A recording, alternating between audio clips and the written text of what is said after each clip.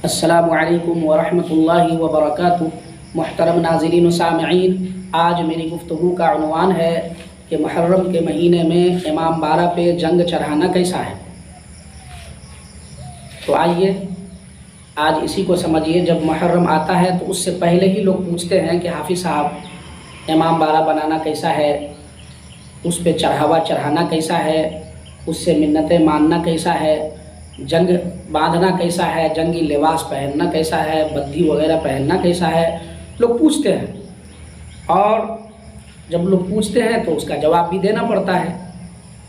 تو دیکھیے، محرم کا مہینہ بڑا متبرک مہینہ ہے اور اس کی فضیلت اللہ کے رسول صلی اللہ علیہ وسلم نے کثرت سے فرمائی ہے۔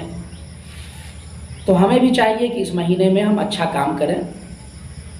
سب سے پہلے ہم یہ سمجھ لیں کہ امام بارہ کہتے کس کو ہیں، چونکہ بہت سارے لوگ اس کو نہیں سمجھتے ہیں۔ تو دیکھیے، ہر گاؤں میں، ہمارے علاقے میں ہر گاؤں میں امام بارہ بنتا ہے۔ لوگ جگہ جگہ سے مٹی لاتے ہیں اور ایک بڑا سا ٹیلا بناتے ہیں، اس ٹیلے پہ ایک چھوٹا ٹیلا بناتے ہیں اور پھر اس کو امام بارہ کا نام دیتے ہیں۔ اور محرم کی 1 تاریخ سے لے کے 10 تاریخ تک اس کی خوب قدر ہوتی ہے۔ اس کے بعد تو اس پہ کتے بھی پیشاب کرے تو کوئی بات نہیں ہے، اور ہوتا بھی ہے، کتے بھی پیشاب کرتا ہے اس پہ۔ جب یہ اتنا ہی افضل ہے تو اس کی حفاظت ہونی چاہیے، لیکن ایسا بھی نہیں ہوتا ہے۔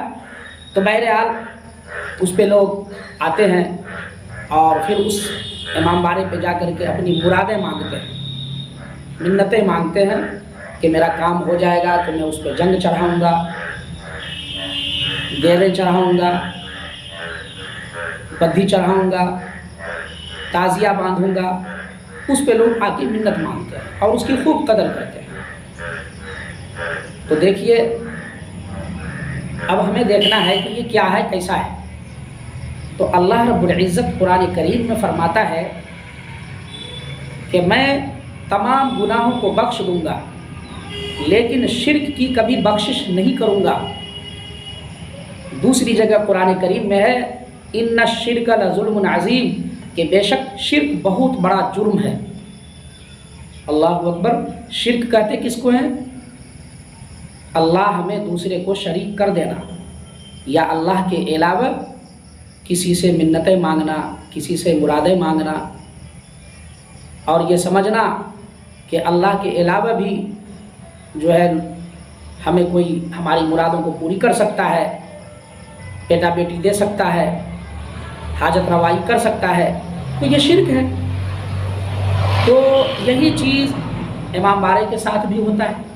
لوگ آتے ہیں، منتیں مانگتے ہیں، پھر آئندہ سال آ کر کے اس پہ جنگ چڑھاتے ہیں، اور جس کو باندھنا ہوتا ہے تو اس کو جنگی لباس پہنایا جاتا ہے جو سرخ لباس ہوتا ہے، اور گلے میں بدھی ہوتی ہے، ہاتھ میں بدھی ہوتی ہے، ہاتھ میں جنگی لاٹھی ہوتی ہے، اور پھر جو ہے وہ امام بارہ کا طواف کرتا ہے، اس کا چکر لگاتا ہے۔ تو یہ سب بکھیرا ہوتا ہے۔ یاد رکھیے کہ یہ سب اہل سنت والجماعت کے یہاں درست نہیں ہے، یعنی جو بھی مسلمان اپنے آپ کو کہلاتے ہیں ان کے نزدیک یہ درست نہیں ہے، اس لیے کہ کھلم کھلا وہاں شرک ہو رہا ہے، اللہ سے بغاوت ہو رہی ہے، اور اس کے خلاف لوگ بولتے بھی نہیں، اور اگر کوئی بولتے بھی ہیں تو ہمارے ہی میں سے کچھ ہمارے یار دوست جو علماء کہلاتے ہیں وہ کہتے ہیں کہ یہ ان کا میدان تو نہیں ہے، یہ کیوں بولتے ہیں، یہ وہ۔ تو بھائی، آپ بڑے حضرت ہیں تو آپ آئیے اور آ کر کے معاشرہ میں جھانکیے کہ اندر کیا ہو رہا ہے، پھر اس کی برائی بیان کیجیے، اس کو سمجھائیے، اس کو بتائیے کہ یہ سب کیا ہے۔ اس پر بولے تو فقط ایک شخص بولے، جو حضرت مولانا عبد الوہاب صاحب قاسمی ہیں، انہوں نے اس پر خوب بولا۔ وہ قاطع شرک و بدعت ہیں، اور رسم و رواج کو ختم کرنے والے علاقے سے وہی ہیں۔ بہت ساری رسم و رواج اور بہت ساری بدعت ان کی وجہ سے ختم ہوئی ہے، اور ایک علماء کی ٹیم جو آج علاقے میں نظر آ رہی ہے وہ انہی کی محنت ہے۔ ان کے علاوہ اور کون بولتے ہیں؟ ہم نے تو کسی کو نہیں دیکھا کہ ان چیزوں کے خلاف بولے، تو کیا یہ آپ کی ذمہ داری، علماء کی ذمہ داری نہیں بنتی ہے؟ اور یہ علمائی کی ذمہ داری نہیں بنتی ہے، یہ عوام کی ذمہ داری بھی ہے کہ جو غلط ہو رہا ہے اس کو روکیں۔ ایمان کیا ہے بھائی؟ غلط چیز کو آپ روک رہے ہیں، امر بالمعروف اور نہی عن المنکر کیا ہے کہ اگر غلط ہو رہا ہے تو اگر طاقت ہے آپ کے پاس تو ہاتھ سے روک دیں کہ بھائی یہ کام غلط ہے، اس کو نہ کریں۔ اگر اتنی ہمت نہیں ہے، اتنی طاقت نہیں ہے، تو پھر آپ زبان سے کہیں کہ بھائی یہ غلط ہے، اس کو نہ کریں۔ اور اتنی بھی طاقت نہیں ہے تو پھر دل میں اس کو برا مانیں اور وہاں نہ جائیں، یہ ایمان کا ادنا درجہ ہے۔ تو اس کو کریں اس لیے کہ یہ ضروری ہے، اور یہ محرم جیسے متبرک مہینے میں ان کاموں کا آغاز ہوتا ہے۔ اور یاد رکھیے کہ بہت سارے ایسے بھی لوگ ہوتے ہیں جو امام بارہ بنا تو دیتے ہیں لیکن وہ یہ سب کام نہیں کرتے ہیں، لیکن نہیں کرتے ہیں تو کیا وہ بھی گناہ گار ہوں گے نا، اس لیے کہ اس کے بنانے میں وہ بھی مدد کی ہے۔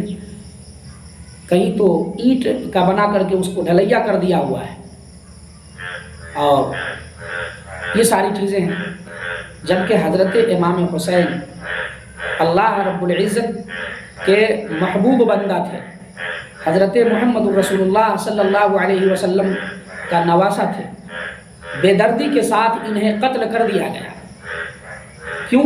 دین کے لیے، دین کی ترویج و اشاعت کے لیے۔